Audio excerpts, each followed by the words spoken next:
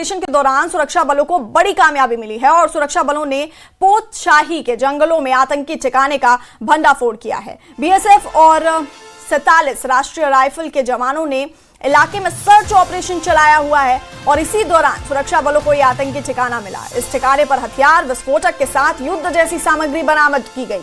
इसमें AK-47 के 34 round, 9mm के 18 राउंड, एक चीनी पिस्टल मैगजीन और 5 हैंड ग्रेनेड के साथ अन्य आपत्तिजनक सामग्री शामिल है।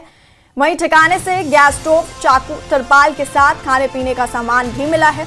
अधिकारियों के मुताबिक इस बरामदगी से पता चलता है कि आतंकी इसी जंगल में छिपे हुए हैं।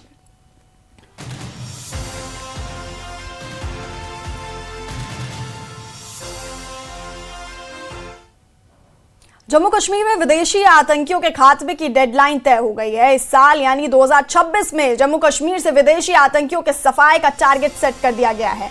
जम्मू कश्मीर पुलिस और सुरक्षा बल ने घाटी में एक्टिव विदेशी आतंकियों को चुन चुनकर मौत के घाट उतारने का पूरा प्लान तैयार कर लिया है।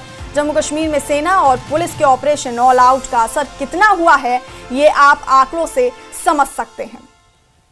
2019 में जम्मू कश्मीर में जहां 400 से ज्यादा विदेशी आतंकी थे, वहीं अब विदेशी आतंकियों की संख्या घटकर सिर्फ 52 रह गई है, जबकि जम्मू कश्मीर में लोकल आतंकी सिर्फ 10 रह गए हैं। इन आतंकियों को या तो जल्द ही या तो पकड़े जाने की उम्मीद है या सुरक्षा बल इन्हें ढूंढकर जहन्नुम पहुंचा देंगे।